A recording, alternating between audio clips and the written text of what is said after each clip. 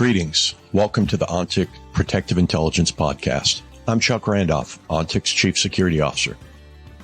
From 30 years as a military officer and over 25 transforming corporate security teams to function beyond their traditional roles, protection, risk management, and threat mitigation have been front and center throughout my career.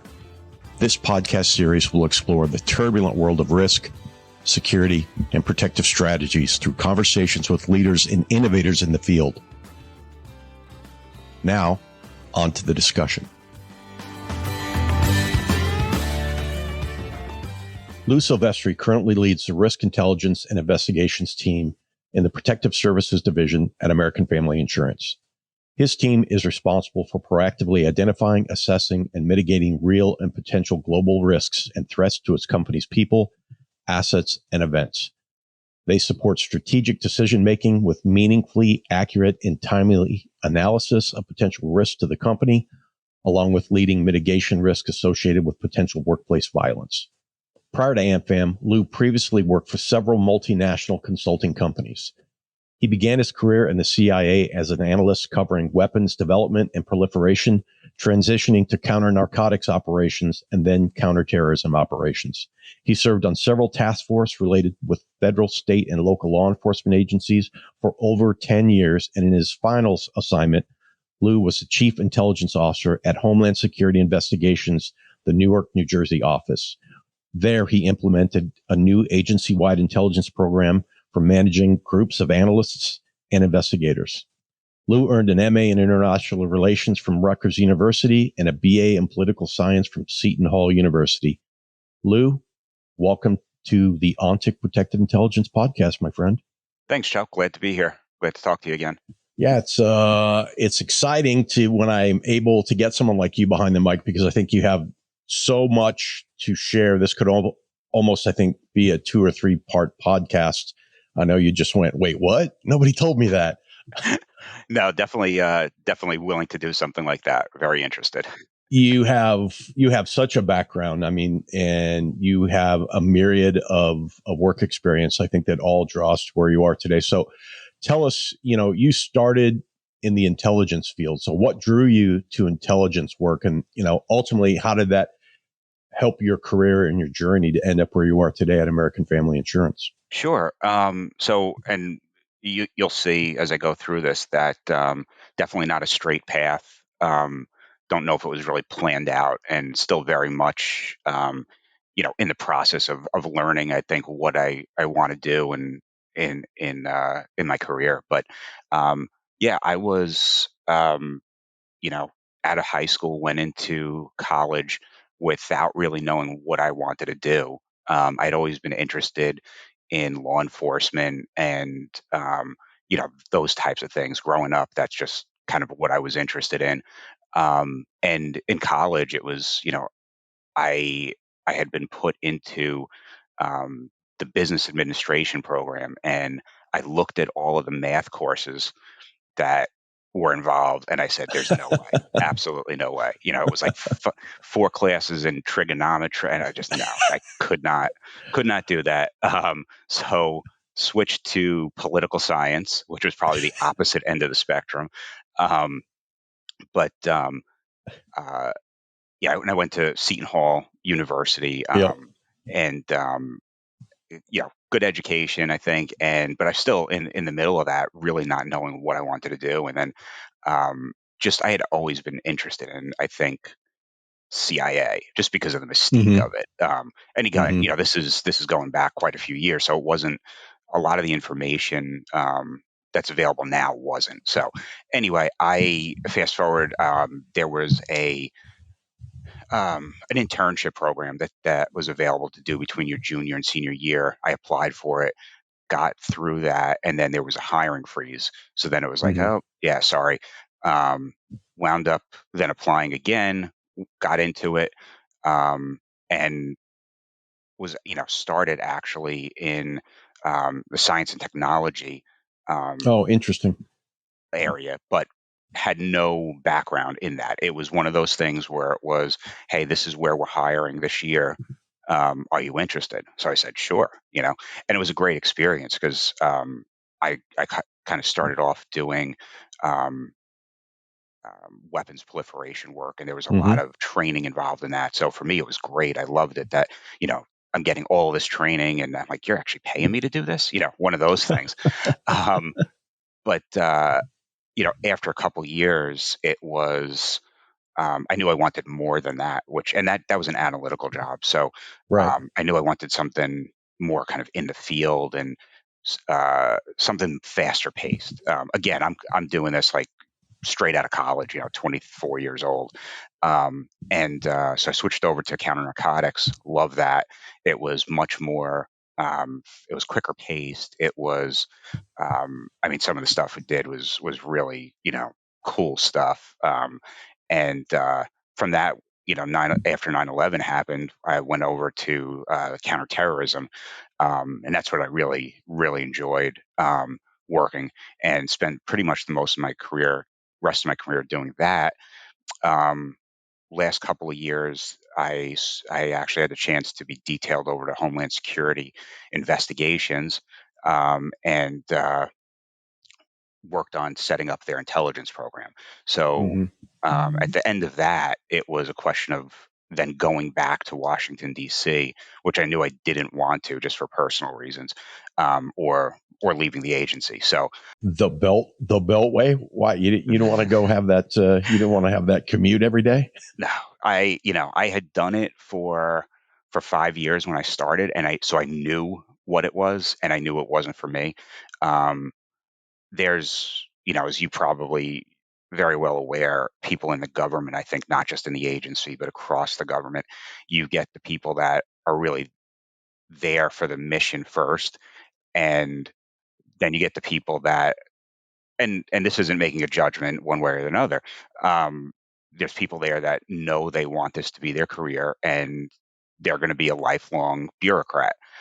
Nothing, it's just, two different types. It takes both to run an agency. I mean, that's Exactly. the honest to goodness truth is there's folks that are there for the mission, the folks in the field, but it does take administrators to Oh, administrate, or it doesn't happen. 100%.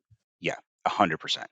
And especially, I think because I had gone in so early, and I enjoyed what I was doing in terms of the work. I always enjoyed the more tactical level Right. work, and that's what I was there for. So it was kind of I don't want to say an easy decision, but it was one of those things where I had kind of prepared myself that when the call came, and I knew it was going to come eventually to come Uh, back, it just wasn't for me. So I was lucky enough to then start working.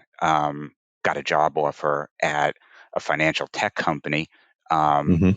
very quickly after I left, and that was because of the connections that I had with former agency people as well. That Right. was a huge help, and I um, kind of fell into that role quickly. It was my first experience really in the corporate sector. I had never had, quote unquote, a real job up until that point, and it was a good learning experience. I got to help set up the operations center, professionalize that, um, then kind of moved over into the geopolitical risk area and travel Hmm. security. All of those things were, I would say, a natural fit with my agency experience, and a lot of that, when I get asked about what I did in the agency and how that kind of prepares you. Um, a lot of it is, I would say, less on the operational side, but just more on the things that you soak up being there. So whether that's, critical thinking, Yeah. writing, foreign travel, you're just, you're exposed to a lot of that stuff. And if you're a sponge, like I am, you just try to soak up everything. And transitioning into the corporate world, my big realization was, you know, a lot of the things that you work in the government with people in the government, they all kind of have that shared experience where there's that baseline level of knowledge that a lot of corporate sector people just don't have. And probably the best example of that is foreign travel.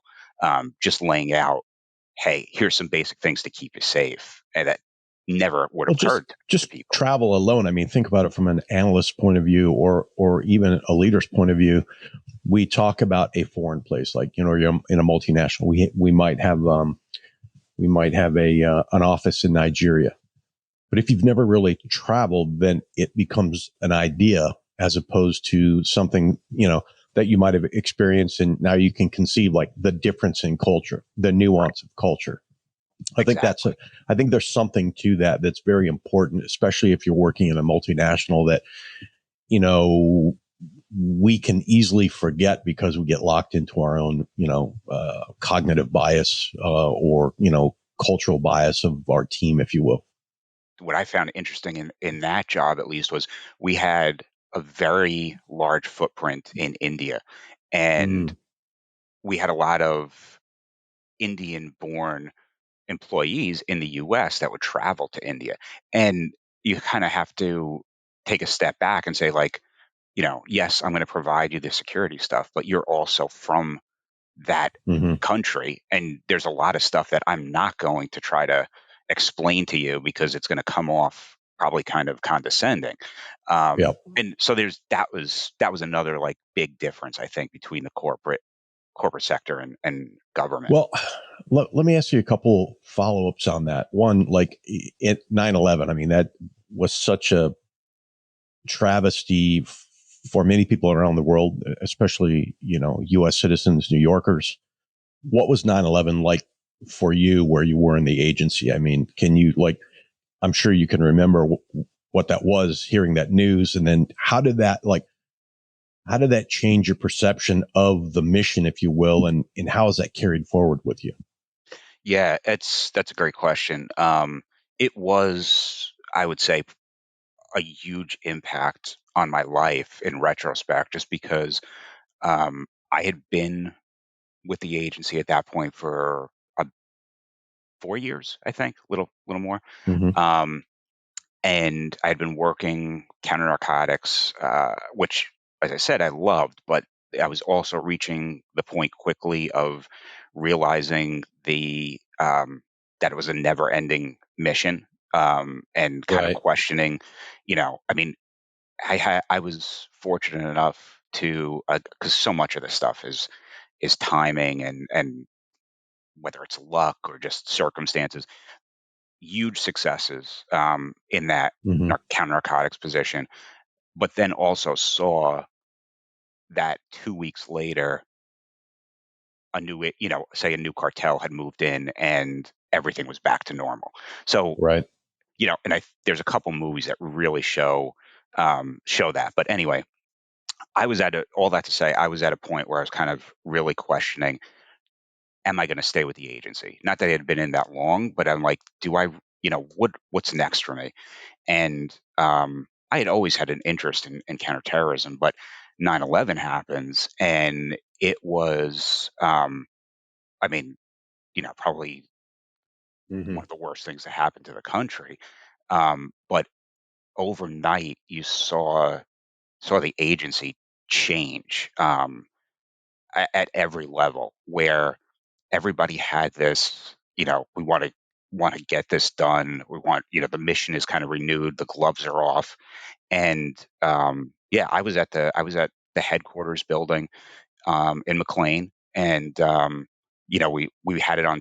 We heard that there had been a crash of the first plane, and then put the TVs on. We saw this, the second one go in, and everybody was like, "Okay, you know, this isn't an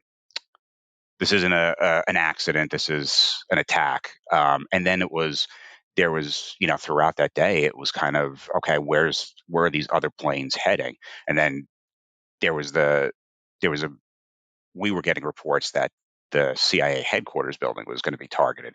So everybody was evacuated, which was absolutely surreal. And I still remember to this day standing, you're trying to get all of these people out of this big building. No plans had really been made for that. And people were just standing on the lawn, um, in the grass talking to each other. And we're like, because you didn't want to try to like get into that traffic snafu. And it was just a very surreal moment. But I kind of decided, next day I'm like, I want to work counterterrorism. And as I think probably 75% of the agency probably had that same desire, but I made it kind of my mission. I wanted to work, something very directly related to New York, especially having grown up there. And yeah, so I was fortunate enough to have it done. Probably, some of the best experiences that I've ever had on terrorism task forces.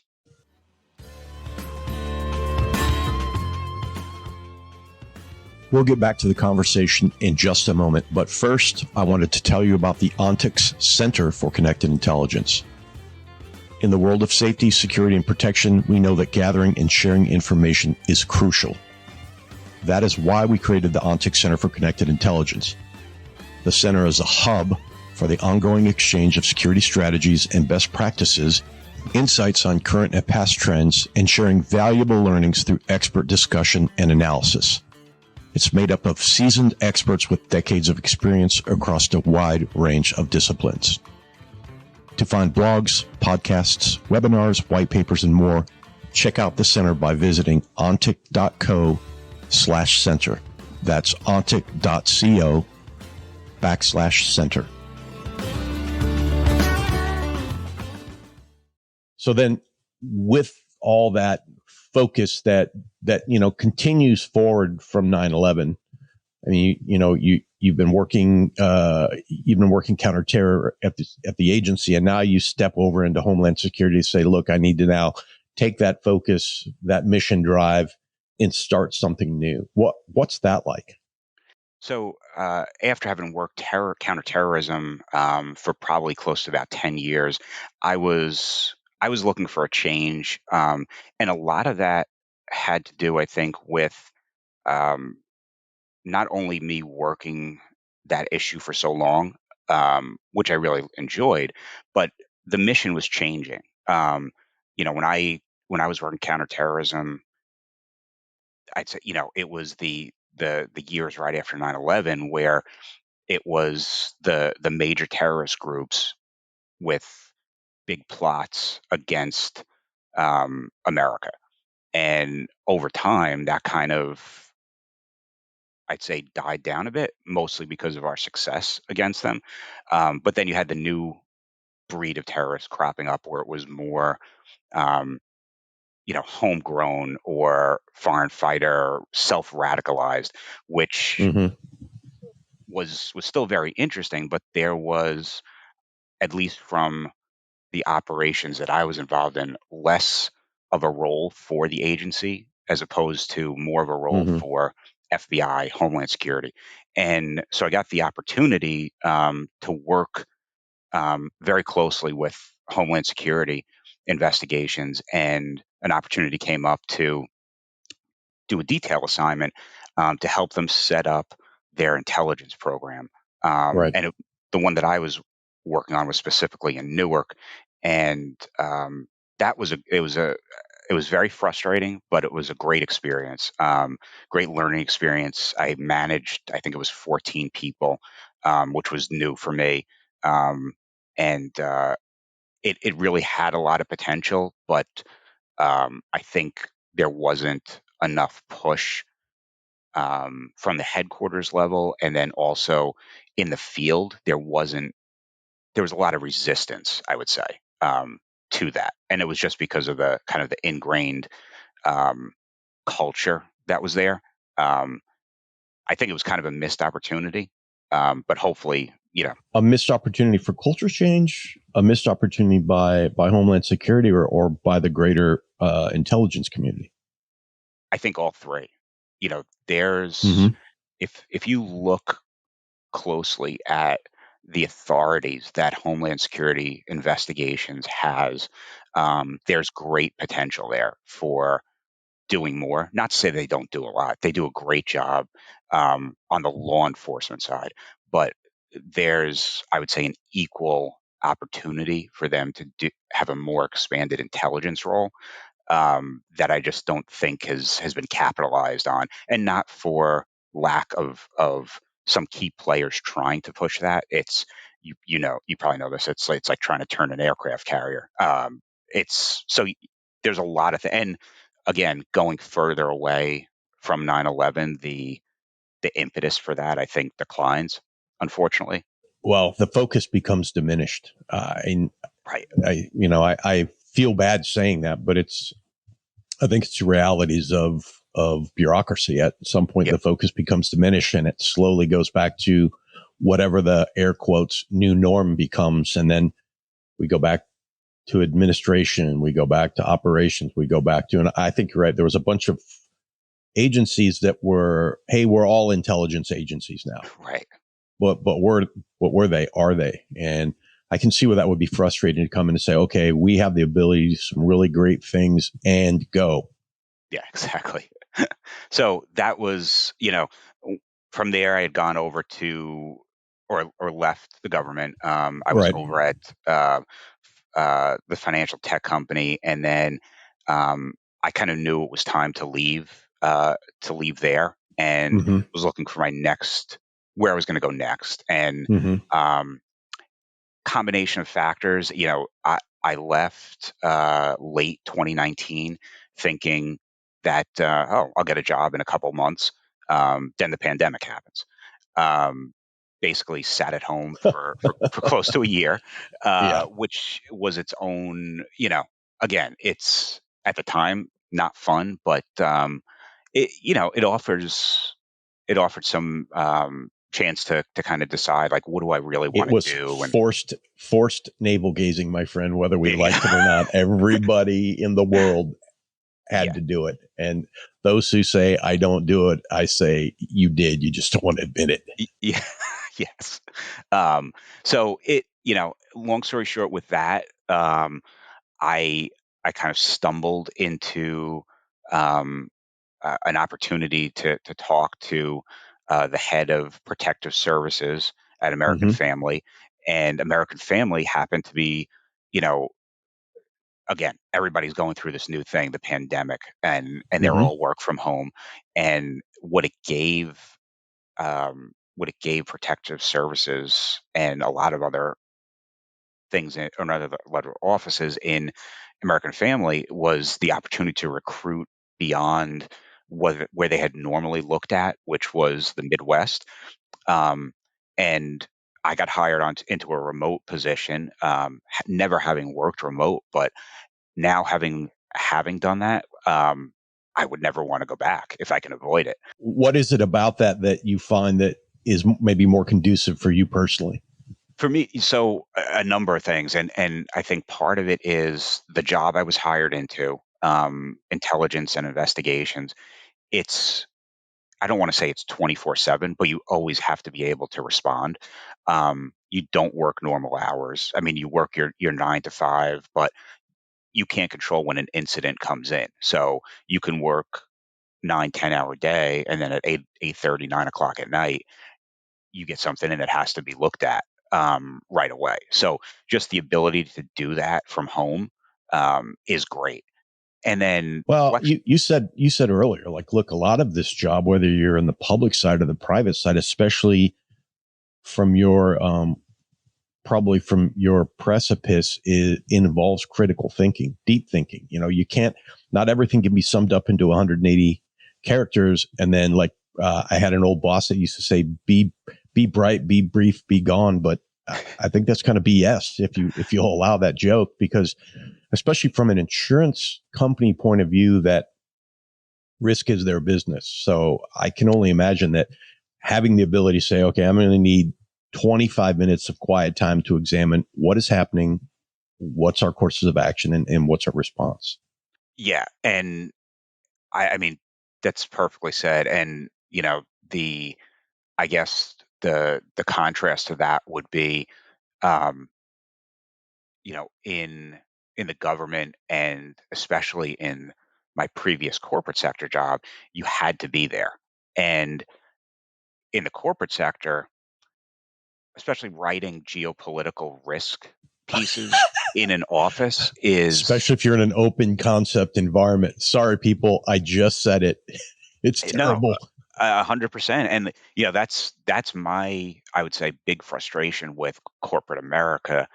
And it's not, obviously not making a generalization here, but Yeah, of course. it's not, especially security. there's just a lot of jobs that don't fit into the cookie cutter mold. And to try to We try apply to that, make them fit in though. We yeah, try our best to just hammer the oblong into the square, if you will. But yeah, you're absolutely right. but yeah, to be able to sit at home, give me 30 minutes, and I can bang something out no distractions. Yeah. It's great. Well, and then after you've done that, okay, I focused, I've got this done. Now let's get ready for the deluge of what ifs. Let's do this. Coordination, as I think about your career and what we've just been talking about, something I'm sure that you draw through all of your public, now private side, is the ability to coordinate efforts, which I think is an unsung superpower of many people in security, because at the end of the day, we're all purple. It's all joint. We're just trying to get everyone to the table. Let's all talk about the same thing in the same way so we can enable the bosses to make decisions. Yeah, no, exactly. And I think especially on the task forces that I worked for, that was Yeah. key. I mean, in New Yeah. York, I think at its height, there were something like 37, 38 Oh my different gosh. agencies, Yeah. and it was a monster. I mean, there were, I think, oh geez, I can't even remember how many people, How but does anything get done with that? I mean, I remember in information operations having to sit with you know, um, uh, host country, and then you have all the various agencies from the U.S. You might end up having 10 or 12, and that was almost insurmountable. I can't even imagine 30. yeah, and obviously, like, not everyone is involved in every case, Sure, but when you they get want to be. something, yeah, no, exactly. There's that end that for sure. But what I've always found is, um, with few exceptions, that at the working level, it's Mm-hmm. always easier. It's where it gets up Yeah, to you're right. the heads of the agencies, and I get it. I mean, it's like at that when you're in those positions, you're protecting your agency's equity or offices, whatever the case may be, all of those equities. But even in the private sector, I've always found at the working level, um, much easier to coordinate. And I think part of that too is it's you're dealing with other experts, and everybody kind of knows what they're good in, and you hope that people just don't get involved for the sake of being involved. You always get some of that, but um, luckily, you can kind of I think if you know what you're doing and you're confident, you can steer those coordination meetings to the way that they need to go. And then you just really hope that your leadership is supportive enough of you to kind of trust what you're doing, and not get involved where they don't need to be. Yeah, and I think that's a sign of a good boss too. And I'm sure you've carried that forward. Like, look, Yeah. I need to know. A leader needs to be where he or she can best control the operation. Sometimes that's in the back with a cup of be quiet, and sometimes that's in the front helping manage, and manage, priorities and requirements. But I think there's a bit of a nuanced element to leadership Yes. that kind of helps you understand, like, where do I need to be best now to create energy, create some direction, and drive for results.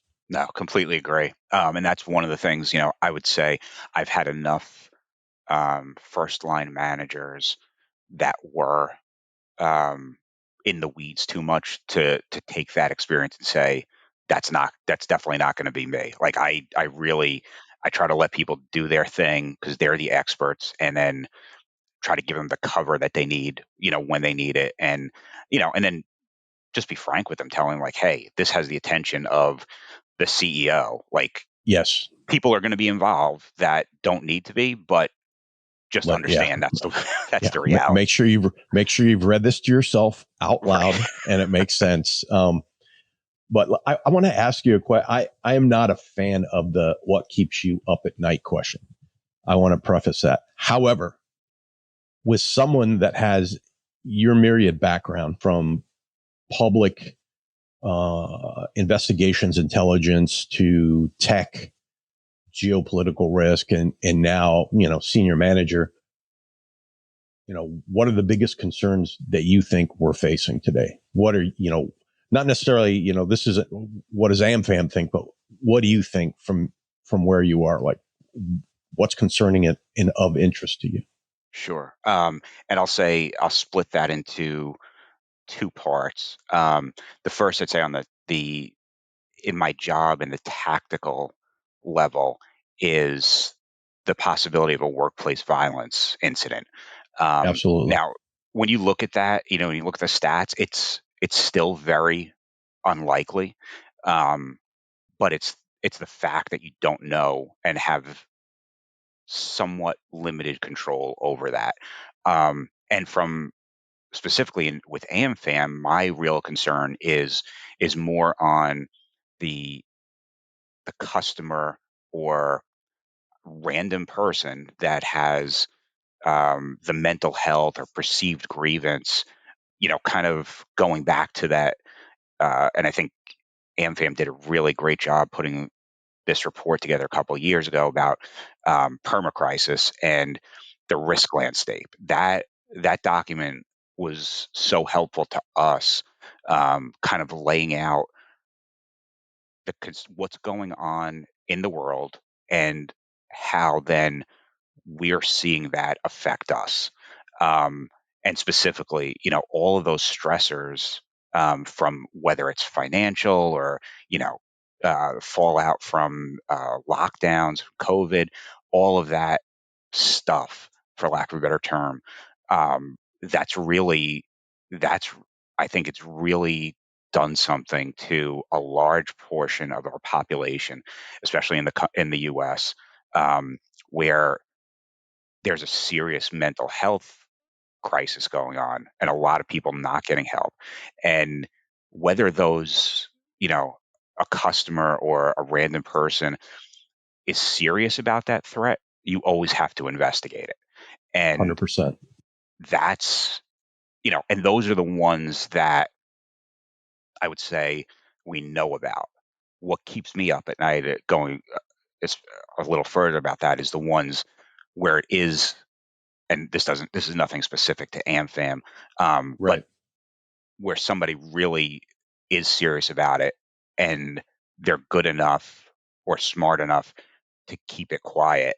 Yeah, you're absolutely right. Because let's be honest, like somewhere right now, as people are listening to this, there's someone who's thinking about doing something very, very bad, evil, if you will. And there's not just one person. There's many and many and many. And I think you're absolutely right. It's the ones that, oh, we missed that, or we could have tracked that, or the one that just completely is like off the grid, slowly and quietly considering or percolating, if you will. Yeah, and in the government on the terrorism side, it was always, or counterterrorism, it was, we've got to be perfect or right or lucky Mm-hmm. all the Mm-hmm. time, and they just have to get lucky once and it's going to be a major incident. And I think the same thing applies with workplace violence or mass shooting incidents, things like that. You Yeah. can't be everywhere all the time. um, so I think that's, on a more, on a granular or tactical level, that's what keeps me up at night. And then in the bigger picture of things, I think it's similar, with all of those other factors going on with the mental health issues and inflation, all that. But then, Mm-hmm. um, what we're also seeing, you know, in the United States and then also in the world, there's a lot of just, I don't want to, for lack of a better term, weird stuff going on. No, Um, that's a technical term. you know, it's, I can try to go through all these explanations, but um, I feel more uneasy now than it after 9/11. And 9/11, after 9/11, it was, especially in those couple of years right after it, it was always, you know, the follow-on attack. They were planning Mm-hmm. something. We know that, and we prevented a bunch of them. But at least you kind of, I think, knew where the threat was coming from, Right. and just look at, I mean, the past couple of years, especially what's been going on, and you know, not going to get into the conspiracy theory world, but there's a lot of things that I see happening in the United States that if I was looking at that happening in another country, um, or historically, things similar things that have happened, it's kind of hard not to think that some of these things, while they may not be specifically connected, that there's more behind them than just what random occurrences. Um, that worries me. Um, I mean, you look at how many food production facilities have had accidents or railway accidents. Um, I mean, the power grid. I don't even want to get into that. Um, so Critical it's infrastructure will be another yeah, podcast. yeah, exactly. So that's strategically, I think, the big thing that worries me. I think there's a certain amount of information operations that goes to all that too. Like, look, we're at a place now where we're the ability to see information is greater than it's ever been. Sure. I don't necessarily say there's more information, but the greater to see all that information is greater than it's ever been. So now we can see all these various risk touch points, which makes me think, like, for you in your position, like thinking about like modernization technology, how does technology play into that for you? I mean, because at the end of the day, we all have limited resources, especially on the private side, but the expectation, the mission, and the function remains, to protect the greater organization that you belong to. I mean, how do you view modernization or technology to support you in that? Yeah, and that's a great transition. I would say going back 2 years now. I started at AmFam in the position that was, I think, January of 2021. So been Mm-hmm. here about 3 years now, and the efforts to uh, modernize and expand the security program as a whole was underway already. And part of the reason I was brought in was to kind of do that specifically with the intelligence Mm-hmm. and investigations program. And we had a pretty strong program to begin with, but there were definitely, again, you're looking at the time frame. Everybody's working from home. What does that mean for security? And now, Mm-hmm. instead of uh, 90% of your workforce working in locations that you probably got 90% that are work from home. And what does that mean to duty of care? Um, you know, Responding to people, taking care of them, investigating. It makes the job that much more difficult, I would say, and in terms of, like you were saying, much more information that you have to keep track of. Um, so we knew that we needed to modernize with our technology to help out with that because you're never going to hire enough bodies. And I mean, maybe you could if you actually got the funding, but I think everybody knows that's not going to happen.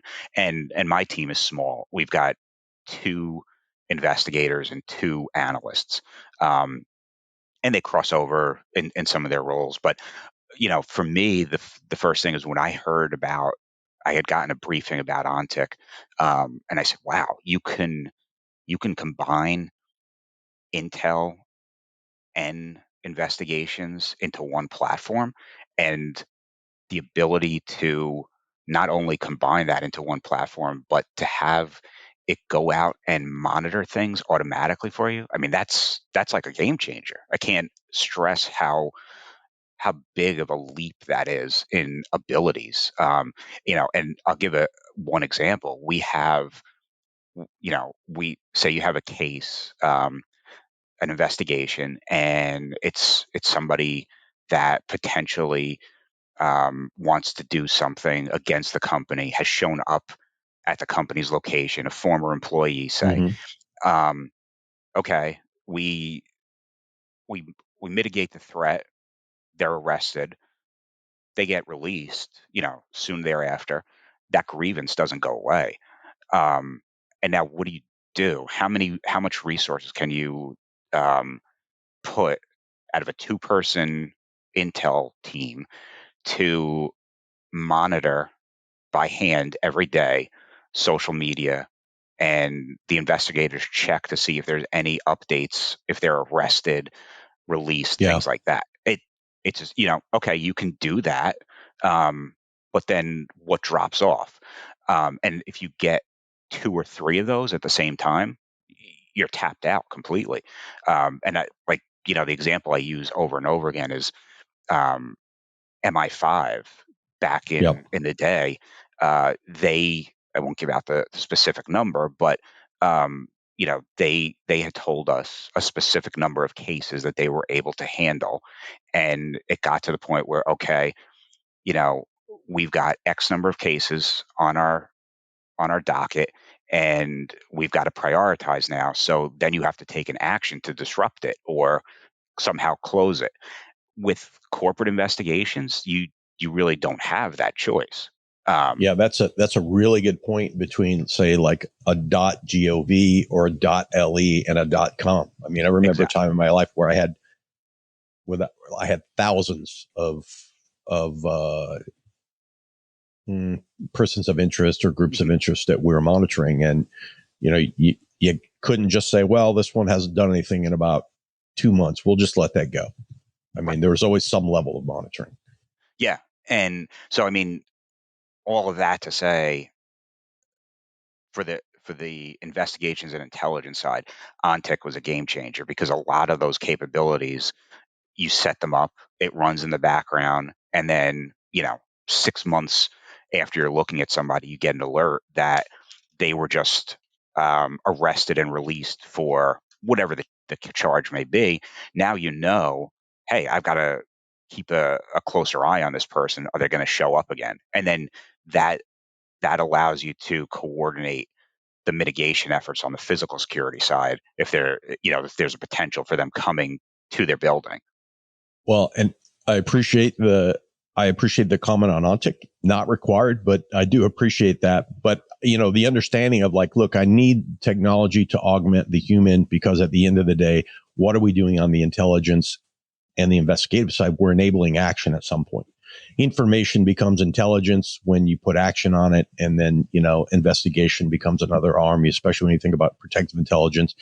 And it is a call for action, even if the action is continued monitoring or something. So I appreciate your thoughts on that. Let me ask you a question. I'm sure people are thinking right now, hey, look, I'm in an organization. We've talked about bureaucracy. We've talked about, focus. We've talked about tech. I want to start making some changes. I'm looking to modernize. I'm looking to culturally change, or just change the organization I'm in, or I've been tasked to do that. I mean, you've done that multiple times, my friend. What, off the top of your head, what would be your advice to those folks? Like, start here. Most things, like, start small, but I mean, how do you even start? Yeah, that's a great question, and I don't think there's any right answer to that. What I've found though is you really need to get as good of an understanding of whether it's a company or an organization that you're working at. Get as good of an understanding as possible, um, and that includes what are the main say it's security. What are the Mm-hmm. main security issues? What are the main risks? How how are those security issues and risks viewed by the leadership?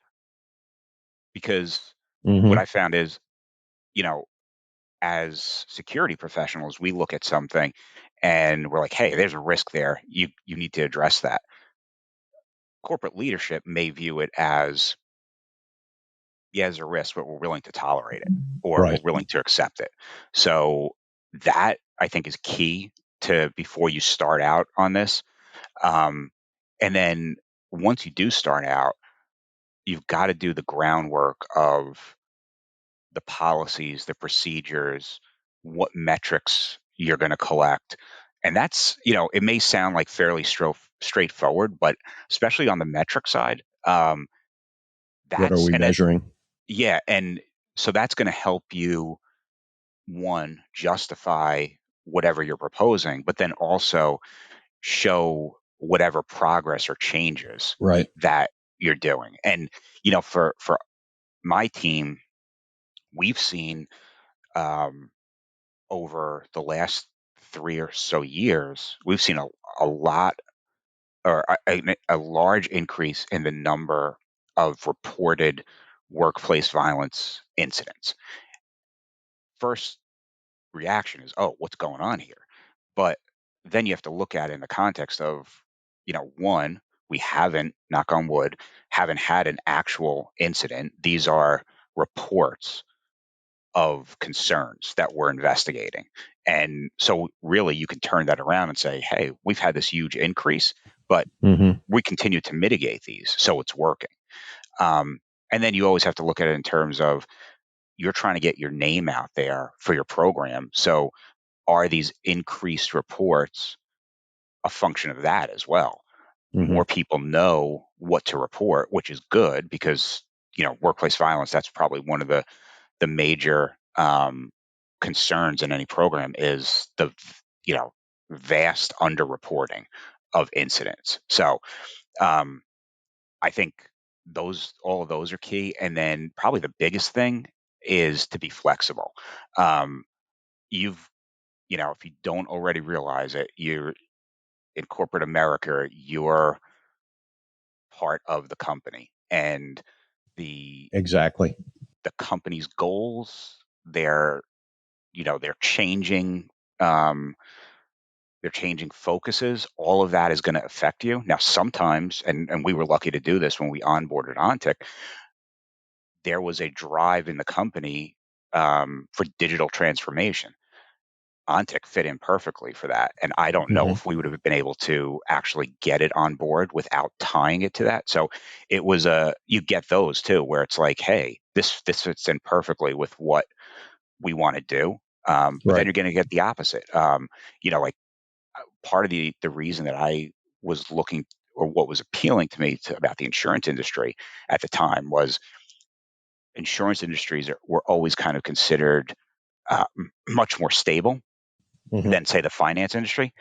Well, Mm-hmm. I mean, geez, that's changed a lot in the last couple of years. Yep. Whether it's inflation or all of these major storms. So, right now we're kind of, the insurance industry as a whole is looking to cut costs and kind of recoup that. So to push your program forward in that is very difficult, and it's just something that you kind of have to deal with, I think. Yeah, I love it. Lou, how do people, if they want to maybe take this conversation offline with you directly or ask you some questions? I mean, what's the best place for people to get in touch with you? Yeah, probably LinkedIn. I would say that's the easiest place, on LinkedIn. Uh, Happy to connect with anybody that's interested in finding out more about this, or any advice I could share. Well, and Definitely. I highly recommend people get a hold of that AmFam permacrisis report you talked about earlier. That was a good read, and I think it just has some good bits in it. I also love what you say about, look, get involved in your company and understand it before you make assumptions from where you came. Understand the place that you are, from the 10K all the way down to what they're reporting about before you, basically look and think before you leap. I Yeah. love that. Clearly, we'll have to do this again, my friend, because I've probably got 7 more questions that I want to ask you, but I want to be cognizant of time. So, Lou, thank you so much for joining the Ontic Protective Intelligence podcast, my friend. Thanks, Chuck. Really appreciate the opportunity, and happy to come back at any time.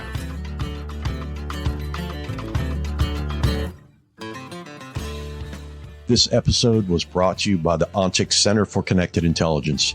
Learn more at ontic.co/center. Again, that's ontic.co/center. It was produced by AJ McKeon. Our music is a track called Monteverde Ride, and it was written by Brian Bristow and performed by the Smokin' Novas. Check them out on Spotify. Please remember to rate and review our podcast on iTunes and subscribe on Apple Podcasts, Spotify, or wherever you get your podcasts. If you have questions, we'd love to hear them. You can reach us at podcast@ontic.co or visit ontic.co/center for more information. Thanks for listening.